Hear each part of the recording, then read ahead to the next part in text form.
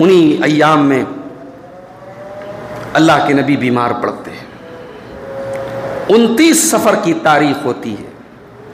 अल्लाह के नबी एक जनाजे में जाते हैं। अंसारी सहाबी का जनाजा है, बकी में दफन किया जा रहा है। वहाँ से जब अल्लाह के नबी लौटते हैं तो सर में शदीद दर्द शुरू होता है। यहीं से आपकी बीमारी का आगाज़ होता है। उन्हीं बीमारी के अय्याम में अल्लाह के नबी एक दिन मस्जिद में आते हैं और खुतबा देते हैं। और खुतबे में अल्लाह के नबी एक अजीब बात कहते हैं। कहते इन अल्लाह खय्यर अब्दन बैन अन यख्तार मिन ज़हरति दुनिया। अल्लाह ताला अपने एक बंदे को ये चॉइस देता है, ये ऑप्शन देता है कि या तो वो बंदा दुनिया की चमक दमक ले ले, दुनिया की दौलत ले ले, दुनिया की ज़िंदगी ले ले, और चाहे तो वो बंदा अपने रब के पास चला जाए और अपने रब की नेमतों में जाकर के ज़िंदगी गुजारे। फ़ख्तार मा इंदहु। जब अल्लाह ने अपने एक बंदे को ये ऑप्शन दिया, ये चॉइस दिया, तो उस बंदे ने अब दुनिया में और ज़िंदगी गुजारना पसंद न किया, अपने रब के पास जाना पसंद कर लिया। अभी इतना कहा था अल्लाह के नबी ने। सहाबे किराम में हज़रत अबू बकर सिद्दीक भी बैठे हुए थे। वो ज़ारो क़तार रोने लगे और अपना हाथ उठा के कहने लगे, फ़दैना का भी आबाइना व उम्महातिना। हमारे माँ बाप आप पर कुर्बान हुए अल्लाह के रसूल। साहबा कहते हमें बड़ी हैरत हुई कि अबू बकर सिद्दीक को क्या हो गया है, ये क्यों ये बात कह रहे हैं, ये रो क्यों रहे हैं। लेकिन जो बात अबू बकर को फौरन समझ में आ गई, हमें थोड़ी लेट समझ में आई। हमें बाद में समझ में आया कि अल्लाह के नबी दरअसल अपनी बात कर रहे थे कि अल्लाह ताला ने मुझको ये चॉइस दिया है कि अगर मैं कुछ साल और ज़िंदगी गुजारना चाहूँ, दुनिया में रहना चाहूँ, मैं रह सकता हूँ, और अगर मैं अपने रब के पास जाना चाहूँ तो अल्लाह ताला मुझे बहुत जल्द बुलाने वाला है। मैं अपने रब के पास जाना पसंद कर रहा हूँ। उन्हीं बीमारी के अय्याम में एक दिन अल्लाह के नबी 7 अलग अलग कुएं का पानी मंगवाते हैं, और जब पानी आता है अल्लाह के नबी गुस्ल करते हैं। गुस्ल करने के बावजूद आपके बदन में हरारत होती है, फीवर होता है। आप पट्टी बांध लेते हैं अपने माथे के ऊपर, और उसी हालत में आप मस्जिद में आते हैं और खुतबा देते हैं। और उसी खुतबे में अल्लाह के रसूल कहते हैं कि ऐ लोगों, उसी कुम बिल अंसार, मेरे अंसार सहाबे किराम, जो मदीना के अंसारी सहाबे किराम थे, आपने फरमाया उनके साथ अच्छा सलूक करना। फ़इन्नहुम करिशी व अईबती। ये अंसार सहाबे किराम मेरे बड़े ख़ास लोग हैं, इन्होंने बड़ी कुर्बानियाँ दी हैं मेरे लिए, इन्होंने अपना हक अदा कर दिया, अब इनका हक तुम्हें अदा करना है। आपने उस खुतबे में ये भी फरमाया था, ऐ लोगो इन्नन्नास यक्सुरून व यक़िल्लुल अंसार। और लोग तो दुनिया में बढ़ते चले जाएंगे मगर अंसार कम होते चले जाएंगे। हत्ता यकूनू कल मिलहि फित्ताम। यहाँ तक के मेरे अंसार साहबे किराम की तादाद इतनी कम बचेगी जैसे खाने में नमक की तादाद होती है। ऐ मुसलमानों, जब तुम में से कोई खलीफा बने, कोई जिम्मेदार बने, कोई मुसलमानों का हाकिम बने, तो अंसार साहबे किराम के साथ अच्छा सलूक करना, उनकी नेकियों को कबूल कर लेना, उनकी गलतियों को दरगुजर कर देना। उसी बीमारी में अल्लाह के नबी एक दिन शुहदाए उहुद की कब्रों की ज़ियारत करने के लिए जाते हैं। उहुद में जो सहाबे किराम शहीद हुए थे, उनकी कब्र उहुद की पहाड़ी के पास थी। आज भी जो लोग हज करने, उम्रा करने जाते हैं, उनको ज़ियारत करवाई जाती है, वहाँ लेके जाया जाता है। शुहदाए उहुद की कब्र के पास अल्लाह के नबी गए, और वहाँ 8 साल के बाद अल्लाह के नबी जाके वहाँ मग़फ़िरत की दुआ करते हैं और अपने उन सहाबा को याद करते हैं। उसके बाद आप मस्जिद में आते हैं और खुतबा देते हैं और कहते हैं, इन्नी बैना अयदीकुम फर्तुन व अना अलैकुम शहीदुन। ऐ मेरे सहाबा, मैं तुमसे आगे अल्लाह के पास जाने वाला और मैं तुम्हारे बारे में गवाही देने वाला हूँ। व इन्न मौइदकुमुल हौज़। और ऐ मेरे सहाबा, तुमसे मेरी मुलाकात क़यामत के दिन हौज़े कौसर पर होगी। व इन्नी लअंज़ुरु इलैहि मिन मक़ामी हाज़ा। और मैं यहाँ पे खड़ा होकर के अपने हौज़े कौसर को देख रहा हूँ। और ऐ मेरे सहाबा, मुझे इस बात का डर नहीं है कि तुम मेरे बाद शिर्क करने लगोगे, मुझे डर इस बात का है कहीं दुनिया को हासिल करने के लिए तुम आपस में लड़ने न लगना, कहीं दुनिया के लिए एक दूसरे से मुकाबला न करने लगना।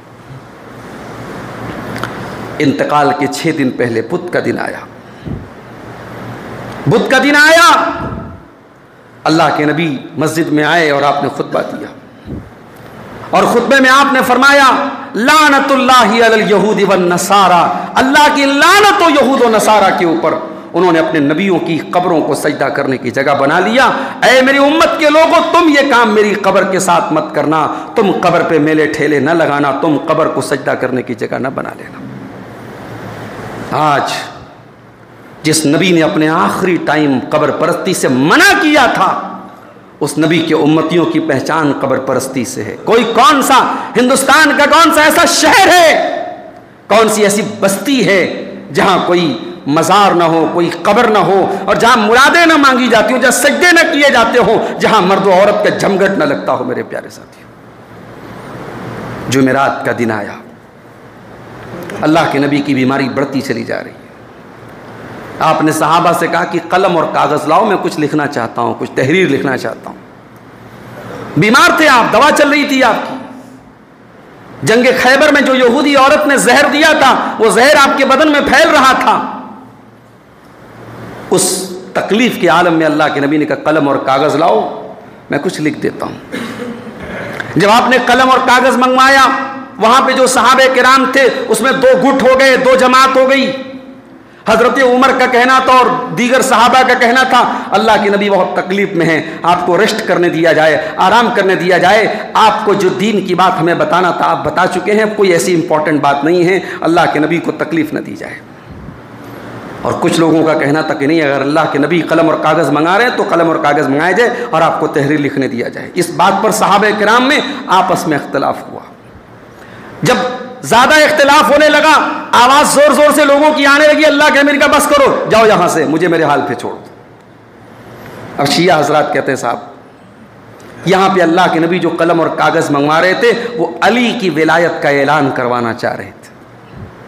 अल्लाह के नबी कलम और कागज़ मंगा करके लिखवाना चाह रहे थे कि मेरे बाद हुकूमत अगर किसी को मिलनी चाहिए, मेरा कोई जानशीन अगर कोई है, मेरा कोई वारिस अगर कोई है तो वो अली है। ये बात अल्लाह के नबी लिखवाना चाह रहे थे, मगर हज़रत उमर ने लिखने नहीं दिया।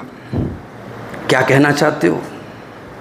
नौज़ुबिल्लाह, अल्लाह के नबी को इतना मजबूर साबित करना चाहते हो कि अल्लाह के नबी इतनी इंपॉर्टेंट बात, जिस बात पर आगे चल करके इतना बड़ा इख्तलाफ, यानी शिया हजरात के मुताबिक इतना बड़ा इख्तलाफ हो गया और हजरत अली का जो हक था वो हजरत अबू बकर को दे दिया गया, इतना बड़ा मसला हो गया, इतनी इंपॉर्टेंट बात, और अल्लाह के नबी ने हजरत उमर के कहने पर हथियार डाल दिया और रुक गए। नहीं मेरे भाई, मेरा नबी मजबूर नहीं हो सकता।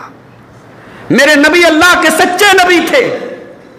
मेरे नबी ने तो हज्जतुल वदा में 1.25 लाख के मजमे से कहा था कि मैंने अल्लाह का दीन तुम्हें पहुंचा दिया कि नहीं पहुंचा दिया, मैंने अल्लाह की एक एक बात तुम्हें बता दी कि नहीं बता दी। और 1.25 लाख के मजमे ने कहा था अला हल बल्लगता व अद्दैता व नसाता, ऐ अल्लाह के नबी आपने अल्लाह का पैगाम हमें पहुंचा दिया, आपने हक अदा कर दिया, आपने अपनी उम्मत की खैर खाई का हक अदा कर दिया। 1.25 लाख के मजमे ने शहादत दी थी। मेरे भाई, तुम उस नबी को ये ब्लेम करना चाहते हो, उस नबी पर ये झूठा इल्ज़ाम लगाते हो, वो नबी मजबूर हो गए थे।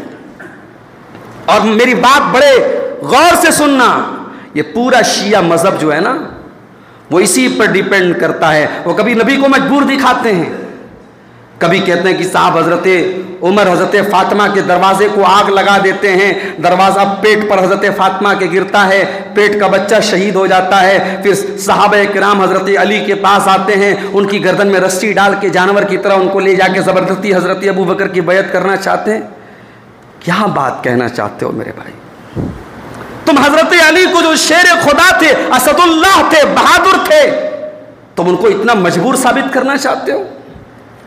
तो ये तुम्हारी मोहब्बत नहीं है अली से, तुम्हारा बुग़्ज़ है सहाबा से, तुम्हारी नफरत है सहाबा से। तुम्हें सहाबा की नफरत दिखाने के लिए तुम इतना गिर जाते हो कि तुम अली को कभी अली को मजबूर दिखाने लगते हो, कभी नबी को मजबूर दिखाने लगते हो। तो बहरहाल जुमेरात का दिन था, नबी ने कलम और कागज़ मांगा था। जब सहाबा में इख्तलाफ हुआ, अल्लाह के नबी ने कहा कोई बात नहीं, बात ख़त्म करो। आपने कलम और कागज़ को कैंसिल कर दिया। आखिरी नमाज जो आपने पढ़ाई थी वो मगरिब की नमाज, जुमेरात के दिन मगरिब की नमाज आपने पढ़ाई थी। जुमेरात के दिन की इशा से लेकर के सोमवार के दिन की फजर तक आपकी ज़िंदगी में 17 टाइम की नमाजें जनाब अबू बकर सिद्दीक ने पढ़ाई थी।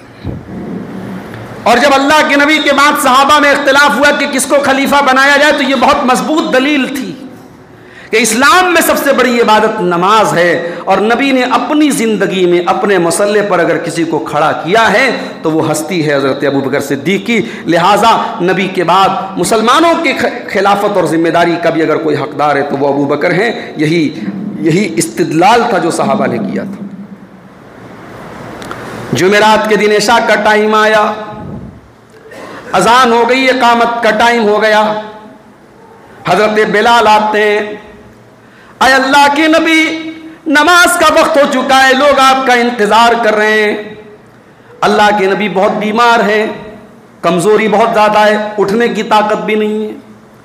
पानी मंगाते हैं आप, पानी लाया जाता है और आप गुस्ल करते हैं, नहाते हैं, और नहाने के बाद अल्लाह के नबी खड़े होना चाहते हैं लेकिन चक्कर खा के गिर जाते हैं, बेहोश होकर के गिर जाते हैं। होश आता है, सवाल करते हैं, असल्लन्नास, क्या नमाज लोगों ने पढ़ ली? लाहुम यंतज़िरूनका या रसूल अल्लाह, अय अल्लाह के नबी लोग आपका इंतजार कर रहे हैं। आपने दूसरी मर्तबा फिर गुस्ल करने का इरादा किया। लगातार 3 मर्तबा ऐसा हुआ, आपने गुस्ल किया और उठने की कोशिश की लेकिन उठ नहीं पाए और गशी खा करके गिर पड़े। अल्लाह के नबी समझ गए कि अब मैं इस लायक नहीं हूं कि मैं मस्जिद में जाकर के नमाज पढ़ा सकूं। आपने कहा, जाओ अबू बकर से कहो वो लोगों को नमाज पढ़ाए। अम्मा आयशा कहती हैं, मेरे दिल में एक ख्याल आया, अल्लाह के नबी बीमार हैं, मरजुल मौत में हैं, और इस सिचुएशन में अगर मेरे बाप मुसल्ले पर खड़े होते हैं और अल्लाह के नबी का इंतकाल हो जाता है तो शायद लोग इसको अच्छा ना समझें। तो मैंने बहाना करने की कोशिश की, मैंने एक्सक्यूज़ पेश करने की कोशिश की। मैंने कहा, अल्लाह के नबी मेरे वालिद बड़े नरम दिल हैं, बहुत जल्दी रोने लगते हैं, जब नमाज पढ़ते कुरान पढ़ते रोने लगते हैं। अय अल्लाह के नबी, मेरा कहना यह था कि आप ये जिम्मेदारी किसी और को दें। अल्लाह के नबी बड़े नाराज हो गए, गुस्से में आ गए, और आपने कहा कि आयशा, तुम वो बात कर रही हो जो यूसुफ अलैहिस्सलाम के ज़माने की औरतों ने कही थी। तुम यूसुफ के ज़माने की औरतों के जैसी बात मत करो। क्या मतलब? यूसुफ अलैहिस्सलाम के ज़माने की औरतें क्या करती थीं? उन्होंने जब सुना कि अजीज़ मिस्र की बीवी ने हज़रत यूसुफ पर डोरा डाला है, उसको फंसाने की कोशिश की है, तो उन्होंने कहा कि अरे देखो, अजीज़ मिस्र की जो बीवी है अपने ग़ुलाम से मोहब्बत करती है, ग़ुलाम को चाहती है, जबकि हकीकत में वो औरतें खुद कैरेक्टरलेस थीं, उनके दिल में कुछ और था और ज़बान पे कुछ और था। अल्लाह के नबी के कहने का मकसद ये है कि आयशा, तुम्हारे दिल में कुछ और है, ज़बान पर कुछ और है, तुम ये बात मुझसे मत करो। अल्लाह को और मुसलमानों को अबू बकर के सिवा कोई और मंजूर नहीं है। जाओ अबू बकर से कहो वो लोगों को नमाज पढ़ाए। 17 टाइम की नमाजें हज़रत अबू बकर सिद्दीक ने सहाबा को पढ़ाई है। जुमा का दिन आया, इंतकाल से 4 दिन पहले अल्लाह के नबी ने लोगों से कहा, अहसिनुज़्ज़न्ना बिल्लाह, अहसिनुज़्ज़न्ना बिल्लाह, अल्लाह के साथ अच्छा गुमान रखो है मेरे सहाबा। अगर तौहीद पर चल रहे हो, अल्लाह की तौहीद पर कायम हो, अल्लाह से अच्छा गुमान रखो, अल्लाह तुम्हारे साथ अच्छा मामला करेगा। शनिचर का दिन आया, नबी ने 2 अहम वसीयतें की। एक वसीयत की, वही कब्र परस्ती से आपने मना किया। बेचैन थे आप, चादर ओढ़ लेते थे, कभी फेंक देते थे। उसी बेचैनी और बेकरारी के आलम में आपने फरमाया, लानल्लाहुल यहूद वन नसारा इत्तखज़ू क़ुबूर अंबियाहिम मसाजिद, अल्लाह की लानत हो यहूद और नसारा के ऊपर, इन्होंने अपने नबियों की कब्रों को सजदा करने की जगह बना लिया। और उस बेचैनी के आलम में दूसरी वसीयत क्या की नबी ने? मस्जिद तो बना ली शब भर में ईमा की हरारत वालों ने, मन अपना पुराना पापी था, बरसों में नमाजी बन न सका। आशिकाने रसूल का जुलूस निकल रहा है और नमाज का टाइम होगा और ये बाजारों में बैठ करके जुलूस निकालते रहेंगे।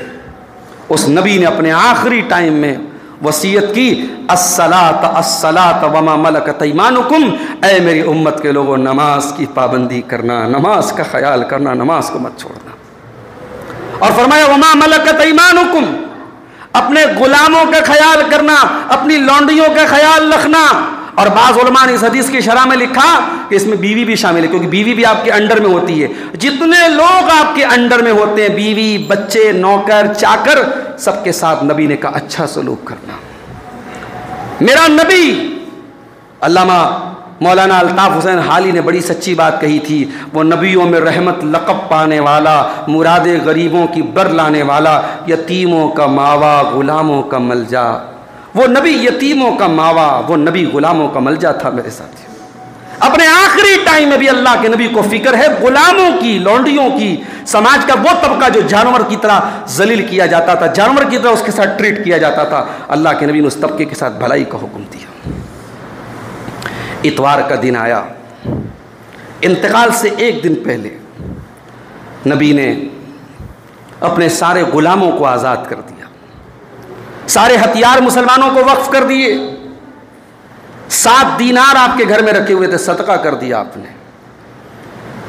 और नबी का इंतकाल इस हाल में हुआ कि आपकी जो ज़रा थी, ज़रा किसको बोलते थे?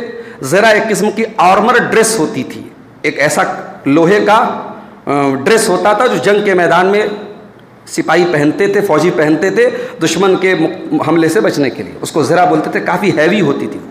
आज भी किसी म्यूज़ियम वगैरह में आप जाएंगे तो म्यूज़ियम में आपको मिल जाएगी ज़रा। आपने अपनी ज़रा एक यहूदी के यहाँ गिरवी रखी थी और बदले में 30 सा यानी तकरीबन 70-80 किलो जौ के बदले आपकी ज़रा एक यहूदी के यहाँ गिरवी रखी हुई थी। आखिरी दिन जो आपके घर में चिराग जला है, आखिरी रात, उस चिराग का तेल पड़ोसी से आरियत लिया गया है, उधार लिया गया है। अल्लाह का नबी, नऊज़ुबिल्लाह सुम्मा नऊज़ुबिल्लाह, नऊज़ुबिल्लाह, अगर आप अल्लाह के सच्चे नबी ना होते तो दुनिया के और मजहबी रहनुमाओं की तरह आपने अपने बच्चों के लिए प्रॉपर्टी बनाई होती, अपने बच्चों का फ्यूचर बनाया होता, उनका मुस्तकबिल बनाया होता, उनके लिए ज़मीन और मकानात बनाए होते। मगर मेरे नबी ने कैसी ज़िंदगी गुजारी है।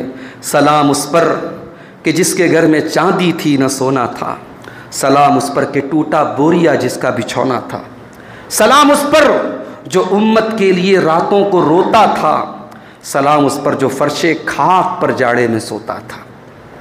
उस नबी के कमरे में कोई फर्नीचर नहीं है, उस नबी के पास कोई कैश रकम नहीं है, कोई बच्चों के लिए कोई ज़मीन जायदाद दौलत कुछ नहीं छोड़ के गए, खाली हाथ दुनिया से जा रहे हैं।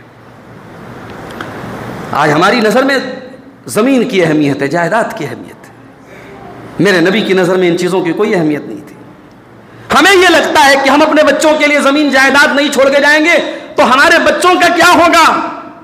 मेरे नबी ने अपने बच्चों के लिए, अपने औलाद के लिए, अपनी उम्मत के लिए इस्लाम को छोड़ा था, दीन को छोड़ा था, कुरान को छोड़ा था, सुन्नत को छोड़ा था।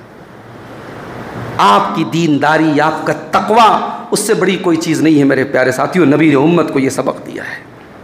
वो नबी अल्लाह के सच्चे नबी थे, वो दुनियादार नहीं थे, वो दुनिया परस्त नहीं थे, नऊज़ुबिल्लाह। आखिरी रात नबी के घर में जो चिराग जला है वो पड़ोसी से उधार लिया गया है, वो तेल उसका पड़ोसी से उधार लिया गया है। हयात रसूल का आखिरी दिन आता है, सोमवार का दिन। अल्लाह अकबर, ये वो दिन है, ये 12 रबीउल अव्वल की वो तारीख है। इंसानी तारीख में इससे ज़्यादा अंधेरे वाला कोई दिन नहीं था। हज़रत अनस कहते हैं, जिस दिन अल्लाह के नबी मदीना आए थे, सूरज तो वही था, चाँद तो वही था, रोशनी तो वही थी, मगर जिस दिन नबी मदीना आए थे हमें उससे ज़्यादा रोशनी किसी और दिन नज़र नहीं आती थी, उससे ज़्यादा रोशन दिन कोई और दिन नहीं था। और जिस दिन अल्लाह के नबी का इंतकाल हुआ था उस दिन से ज़्यादा अंधेरा, उस दिन से ज़्यादा तारीकी हमने किसी और दिन नहीं देखी थी। सोमवार का दिन आया, फजर की नमाज चल रही है मस्जिद में, अबू बकर सिद्दीक नमाज पढ़ा रहे हैं, सहाबे किराम पीछे नमाज पढ़ रहे हैं। अल्लाह के नबी अपने बिस्तर से उठते हैं, अपने कमरे का पर्दा हटाते हैं, सामने सहाबा सफ लगा करके नमाज पढ़ रहे हैं। फतबस्समा ज़ाहिकन, अल्लाह के नबी मुस्कुराए और इतना जोर से मुस्कुराए कि आपके हंसने की आवाज़ आ गई। अल्लाह अकबर। नबी मुस्कुराए क्यों? नबी को हंसी क्यों आई? नबी को हंसी इसलिए आई, नबी खुश इसलिए हुए कि मेरे बाद मेरी उम्मत मेरे मिशन पर कायम है, मेरे सहाबा मेरे मिशन पर चल रहे हैं, मेरे बाद भी मेरे सहाबा नमाज कायम कर रहे हैं, एक इमाम के पीछे खड़े हैं, कोई इख्तलाफ नहीं है, कोई अलग जमात नहीं है, कोई गुटबंदी नहीं है। मैंने जो दीन दिया है, जो मजहब दिया है, मेरे सहाबा उस मजहब पर कायम है। वो सेटिस्फैक्शन की मुस्कुराहट थी, वो इत्मीनान की मुस्कुराहट थी कि मेरे सहाबा मेरा काम कर रहे हैं। आज उम्मत को नबी का जश्न याद है, नबी का मिशन याद नहीं है। नबी की पैदाइश का जश्न याद है, नबी का मिशन याद नहीं है। मेरे साथी, नबी सहाबा को नमाज पढ़ता हुआ देख के मुस्कुराए, और सहाबा नबी से इतनी मोहब्बत करते थे कि नबी की खुशबू भी पहचान लेते थे। नबी आए हैं दरवाजे पर और सहाबा नमाज पढ़ रहे हैं, और सहाबा की नमाज हमारी नमाज की तरह नहीं होती थी। वो बहुत डूब के नमाज पढ़ते थे, बहुत गहराई में जाके नमाज पढ़ते थे, लेकिन नमाज में उन्होंने महसूस कर लिया अल्लाह के नबी आए हैं। साहबे किराम ने इशारा करना शुरू कर दिया, अबू बकर पीछे आ जाओ, हमारा इमाम आ चुका है, इमाम आज़म आ चुका है। अबू बकर सिद्दीक पीछे हटने लगे। अल्लाह के नबी ने इशारा किया, अतिम्मू सलातकुम, अपनी नमाज को मुकम्मल करो। ये आखिरी नज़र थी जो साहबे किराम पर नबी ने डाली थी। उसके बाद आपने पर्दा गिरा दिया, उसके बाद आपने सहाबा को नहीं देखा। सोमवार के दिन जैसे जैसे दिन चढ़ता चला जा रहा है, मोहम्मद अरबी की तकलीफ बढ़ती चली जा रही है, आपके बदन की अज़ियत बढ़ती चली, आपका बुखार बढ़ता चला जा रहा है। आप कहते आयशा, इन्नी लअजिदु अलम अत्ताम अल्लज़ी अकलतु बिखैबर, अय आयशा मैंने खैबर में जो खाना खाया था, जहरीला खाना, अय आयशा उस खाने की तकलीफ मैं आज भी महसूस कर रहा हूँ। ऐसा लग रहा है कि मेरी अतड़ियाँ कट जाएंगी। उसी हालत में आपने अपनी बेटी फातिमा को बुलाया, आपकी लाडली बेटी, जो इकलौती बेटी बची थी, 4 बेटियों में यही बेटी बची थी। दुनिया का सबसे मुश्किल काम होता है औलाद का जनाजा उठाना। नबी ने 3 बेटियों का जनाजा उठाया था। नबी की सबसे छोटी बेटी है हज़रत फातिमा, वो नबी से मिलने के लिए आती हैं। नबी उनके कान में कोई बात कहते हैं, वो रोने लगती हैं, फिर कोई बात कहते हैं, वो हंसने लगती हैं। हज़रत आयशा ने पूछा, क्या बात है ऐसी तुमसे अल्लाह के नबी ने कह दी कि तुम रोने लगी फिर हंसने लगी? उन्होंने कहा, अभी नहीं बताऊंगी, ये मेरे बाप का राज है। बाद में उन्होंने बताया कि पहले मैंने कान लगाया तो अल्लाह के नबी ने कहा था कि ए फातिमा, इस बीमारी में मेरा इंतकाल हो जाएगा। ये सुन के मैं रोने लगी। फिर आपने कहा, है फातिमा, इस बीमारी में मेरा इंतकाल तो होगा, मगर मेरे अहले बैत में सबसे पहले अगर मुझसे कोई मिलेगा तो तुम मिलोगी, और ए फातिमा तुम तमाम जन्नती औरतों की सरदार बनोगी। ये सुन करके मुझे, मेरे चेहरे पर मुस्कुराहट आ गई, मैं हंसने लगी। आपने हसन हुसैन को बुलाया, अपने नवासों को, जिन्हें बेटों की तरह आपने प्यार दिया था, उन्हें बुलाया, उन्हें लाड प्यार किया, उम्मत को उनके साथ अच्छा सलूक करने की वसीयत की। उसके बाद जैसे जैसे दिन चढ़ता चला जा रहा है, मोहम्मद अरबी की तकलीफ बढ़ती चली जा रही है। हज़रत आयशा कहती हैं, मेरी खुशकिस्मती है, मेरी सआदत है कि नबी जब इस दुनिया से इंतकाल फरमाते हैं, मेरी गोद में सर रख के नबी का इंतकाल होता। बैन सहरी व नहरी, मेरे सीने पर अल्लाह के नबी का सर रखा हुआ था। और आखिरी टाइम में अल्लाह ताला ने मेरे लुआब को नबी के लुआब के साथ मिला दिया। कहती है, मेरे भाई अब्दुर्रहमान आए, उनके हाथ में मिसवाक थी। नबी ने मिसवाक देखी, नबी ने इशारा किया, आयशा मैं मिसवाक करना चाहता हूँ। हज़रत आयशा ने मिसवाक ली अपने भाई से, फिर नबी से इशारे में पूछा, अल्लाह के नबी मैं इसको नरम कर दूं? अल्लाह के नबी ने कहा, हाँ। आपने, हज़रत आयशा ने अपने दांतों से नरम किया, और वो मिसवाक अल्लाह के नबी ने अपने आखिरी टाइम की। उलमा लिखते हैं, अगर किसी को ये एहसास हो जाए कि मेरा आखिरी टाइम है, तो नबी की एक वसीयत ये भी कि वो मिसवाक करके दुनिया से जाए। आपने मिसवाक किया, उसके बाद आपने अपने दोनों हाथों से अपने चेहरे पर पानी डाला, और आपने कहा, ला इलाहा इल्लल्लाह इन्ना लिल मौति सकरात, अय अल्लाह तेरे सिवा मेरा कोई सहारा और माबूद नहीं है, अय अल्लाह मौत की सख्तियों पर मेरी मदद फरमा। हज़रत आयशा कहती हैं कि मैंने आपसे पहले किसी को मौत की सख्ती में देखती थी तो मैं अच्छा नहीं समझती थी, मगर जब अपने नबी को मैंने मौत की सख्तियों में देखा तो मैं समझ गई कि मौत की सख्ती तो किसी के ऊपर भी आ सकती है। अल्लाह के नबी पर भी मौत के सकरात, मौत की सख्ती तारी हुई, और आपने कहा, अय अल्लाह मेरी मदद फरमा तो मौत की सख्तियों पर। फिर आपने अपने दोनों हाथ उठाए और आपने कहा, अल्लाहुम्मा फिर रफ़ीक़िल आला, अय अल्लाह मुझे बेहतरीन साथियों के साथ मिला दे, रफ़ीक़ आला के साथ मिला दे। माल्लज़ीना अनअमता अलैहिम मिनन नबिय्यीन, अल्लाह अपने उन बंदों में मुझे शामिल कर दे जिन बंदों पर तेरा इनाम हुआ है। मिनन नबिय्यीन, अपने नबियों में शामिल कर दे। वस्सिद्दीकीन, अपने सिद्दीकीन में शामिल कर दे। वश्शुहदा, अपने शुहदा में शामिल कर दे। वस्सालिहीन, अपने नेक बंदों में शामिल कर दे। इतना कह करके अल्लाह के नबी के दोनों हाथ ज़मीन पर गिर जाते हैं और आप इस दुनिया से इंतकाल फरमा जाते हैं। इन्ना लिल्लाहि व इन्ना इलैहि राजिऊन। ये अक्सर सीरत निगारों के मुताबिक ये 12 रबीउल अव्वल की तारीख थी, सोमवार का दिन था, चाश का वक्त था, सूरज बुलंद हो चुका था, दिन चढ़ चुका था। अब जब नबी का इंतकाल हुआ है, सहाबे किराम की हालत बड़ी अजीब थी। उनका दिल दिमाग काम नहीं कर रहा था, वो ये मानने को तैयार ही नहीं थे कि अल्लाह के नबी का इंतकाल हुआ है।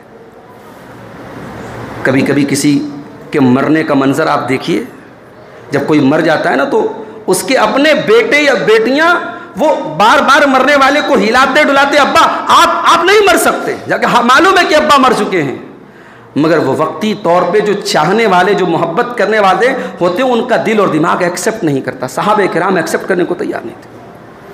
हजरत उमर ने कहा नहीं, मेरे नबी गए हैं, जैसे मूसा अलैहिस्सलाम गए थे, 40 दिन के बाद आएंगे और बदला लेंगे सबसे जो कह रहे हैं कि अल्लाह के नबी का इंतकाल हो चुका है। इस मौके पर समझदारी का सबूत दिया, सब्र का सबूत दिया, दानिशमंदी का सबूत दिया नबी के उस सहाबी ने जो नबी का यार था, नबी का साथी था, नबी का हमदम था, जिसे दुनिया अबू बकर सिद्दीक के नाम से जानती है। अबू बकर सिद्दीक आए, मस्जिद में दाखिल हुए, हजरत उमर खड़े थे, कहा बैठ जाओ। हजरत उमर बड़े गुस्से में खड़े थे, कहा मैं नहीं बैठूंगा। सीधे अल्लाह के नबी के हुजरे में दाखिल हुए और आपकी पेशानी को चूमा और कहा तिब्ता हय्यन व मैतन, ऐ मेरे हबीब आप जिंदगी में भी पाक थे, मरने के बाद भी आप पाक हैं। अल्लाह ताला 2 मौत आपको नहीं दी, एक मौत सबको आती है, वो आपको आ चुकी है। उसके बाद हजरत अबू बकर मस्जिद में आए और मिंबर पे नहीं खड़े हुए, मिंबर के साइड में खड़े हुए और खुतबा दिया। और ये इस्लामी तारीख का एक यादगार खुतबा था। इस खुतबे में हजरत अबू बकर ने खुतबा देने के बाद कुरान की वो आयत पढ़ी, सूरह आले इमरान की। सहाबा कहते ऐसा लगा पहली बार हम इस आयत को सुन रहे हैं। ये आयत कब उतरी थी? जंग उहद के दौरान उतरी थी। वमा मुहम्मदुन इल्ला रसूल, मोहम्मद तो एक रसूल हैं सल्लल्लाहु अलैहि वसल्लम। कद खलत मिन क़ब्लिहिर रुसूल, आपसे पहले भी दुनिया में रसूल आए हैं। अफ़इन माता, अगर आपको मौत आ जाए, औ कुतिला, या आप कत्ल कर दिए जाएं, इन क़लबतुम अला अक़ाबिकुम, तो क्या तुम अपनी एड़ियों के बल पलट जाओगे, मुर्तद हो जाओगे? वमन यनक़लिब अला अक़िबैहि फ़लन यज़ुर्रल्लाह शैय्या, और जो अपनी एड़ियों के बल पलटेगा अल्लाह का कुछ नहीं बिगाड़ सकता। ये आयत पढ़ी हज़रत अबू बकर सिद्दीक़ ने। उसके बाद कहा मन कान मिनकुम याबुदु मुहम्मदन फ़इन्ना मुहम्मदन क़द मात, ऐ लोगों कान खोल करके सुन लो, इबादत किसकी करते हो? अगर इबादत मोहम्मद सल्लल्लाहु अलैहि वसल्लम की करते थे तो सुन लो मोहम्मद सल्लल्लाहु अलैहि वसल्लम को मौत आ चुकी है। और अगर अल्लाह की इबादत करते हो तो सुन लो फ़इन अल्लाह हय्युन ला यमूत, अल्लाह जिंदा है, अल्लाह को कभी मौत आने वाली नहीं। ये खुतबा जब सहाबा ने सुना, जिनके दिलों में शक था, तरद्दुद था, कन्फ्यूजन था, दूर हो गई। हज़रत उमर कहते हैं मैं ज़मीन पे गिर गया और मेरे दिल ने भी यकीन कर लिया अल्लाह के नबी का इंतकाल हो गया। फिर जब ये खबर फैली, लोग आपको देखने के लिए आने लगे। बुध के दिन आपको दफन किया गया। आपको गुस्ल किसने दिया? आपकी वसीयत थी कि आपके घर वाले आपको गुस्ल देंगे। आपके दामाद, आपके चचा के बेटे अली, वो थे गुस्ल देने में शामिल। आपके चचा अब्बास थे और आपके चचा अब्बास के बेटे फजल बिन अब्बास, कुसुम बिन अब्बास, और आपके गुलाम थे शकरान। इन तमाम लोगों ने गुस्ल दिया और कब्र में उतारा। बुध के दिन आपको दफनाया गया। जनाजे की नमाज कैसे पढ़ी गई? किसी इमाम ने नहीं पढ़ाई। लोग थोड़ी थोड़ी जमात में, थोड़ी थोड़ी ग्रुप में आते थे और इंडिविजुअली अलग अलग आपकी जनाजे की नमाज पढ़ते थे, चले जाते थे। गुस्ल दिया गया, आपका कपड़ा नहीं उतारा गया। गैबी एक आवाज़ आई, नबी को इसी हालत में आपका कपड़ा समेत आपको गुस्ल दिया गया। आपको 3 सफ़ेद चादरों में कफनाया गया आपकी वसीयत के मुताबिक। और आपकी वसीयत के मुताबिक जिस कमरे में आपका इंतकाल हुआ उसी कमरे में आपको दफनाया गया। ये चंद बातें वफ़ात रसूल के ताल्लुक़ से आज के खुतबे जुमा में आपके सामने रखी हैं। अल्लाह से दुआ है रब्बुल आलमीन अपने नबी से हम सबको सच्ची मोहब्बत करने की तौफ़ीक़ अता फ़रमाए। इलाहुल आलमीन हमें बिदात और खुराफात से बचने की तौफ़ीक़ अता फ़रमाए। हमें सुन्नत पर चलने की तौफ़ीक़ अता फ़रमाए। हमारे जो भाई बिदात और खुराफात को मोहब्बत रसूल समझ रहे हैं, अल्लाह हमारे उन भाइयों को सही समझ अता फ़रमाए।